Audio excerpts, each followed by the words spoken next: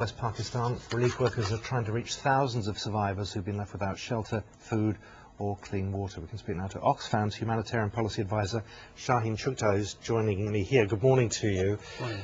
This is the scale of this is what seems to have caught so many people by surprise. I mean, what is Oxfam doing at the moment?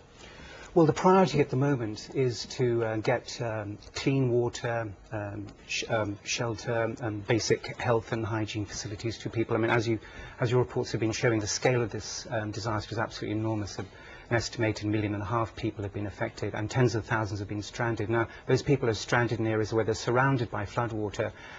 We have to remember that right now the weather in Pakistan is very hot and humid, so people need to drink water. And if they can't find that water, then they're going to drink anything that they can find, and it may well be contaminated in these conditions.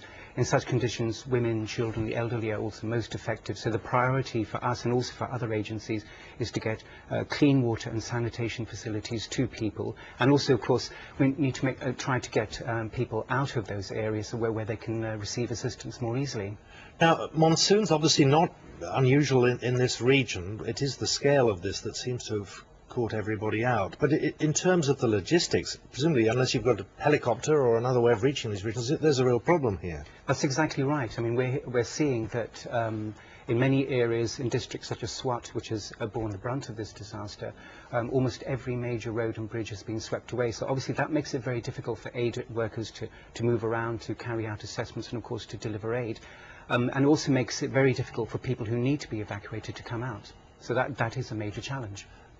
It's time, isn't it? It's this pressure of time, because as you talk about disease, every hour almost counts, doesn't it? That's right, and of course some people have been stranded now for several days, so their condition is getting increasingly desperate. We also know that Pakistan is not a rich country and is going to need support from the international community. That support needs to be very urgent and substantial. Presumably, given that there is a history of flooding in Pakistan, you know which areas tend to be affected, so there is already an infrastructure there in terms of aid. Yes, that's right. And the Pakistanis themselves have set up bodies to try to manage disaster situations. And of course, you know, there are other organisations both within Pakistan and also international organisations who are working. Oxfam has been there for decades.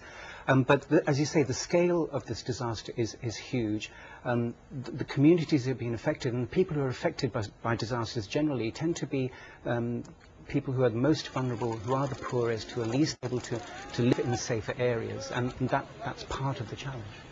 On the wider issue about charities, such as Oxfam, you rely obviously on donations. How difficult have the last few years been, and does a recession really hamper your efforts to help people in need like this? We are seeing an effect. Obviously there has been a global financial crisis, and it has affected the way governments are managing their aid budgets, and also it does affect people in the Western world.